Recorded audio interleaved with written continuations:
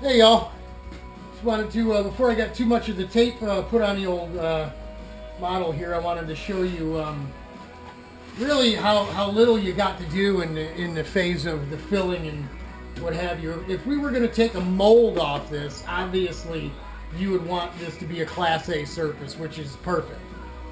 No dipsy-doos, no lumps and bumps, smooth, perfect. I mean, some people even like clear coat this stuff and wet sand and buff. You know, me personally, I get it about 7 to 8 tenths if I'm going to take a mold off it, and then I do the work to the surface of the mold, because you're going to have to buff a mold anyway. It doesn't matter how good you do this.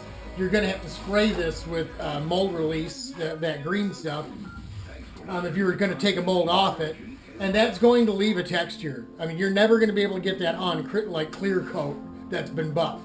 So I don't do 10 tenths worth of work on a model when I take a mold. We're not taking a mold off of this. That's the whole idea of doing it quick and doing it cheap, is the moldless composite. So we just filled in some of the rumple bumps, and here I'll grab you, try and stay off the microphone here, and show you what we got going.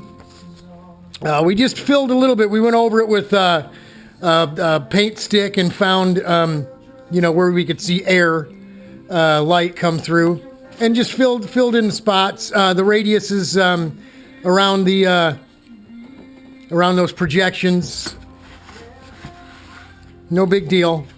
Just and then we start taping it off. You see, we use the hair dryer.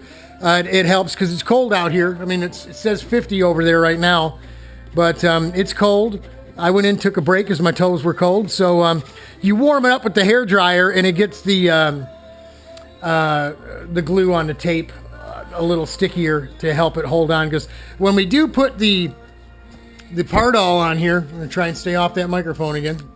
When we do put the Pardal or the green seal or the parting film on the tape, it is alcohol. It's polyvinyl alcohol, and because it's alcohol, if this tape isn't stuck down real good, it'll start to lift and wrinkle a little bit, which doesn't hurt anything. It's going to be, this surface is going to be on the inside of our air box, so it really, for what we're doing, it really doesn't matter.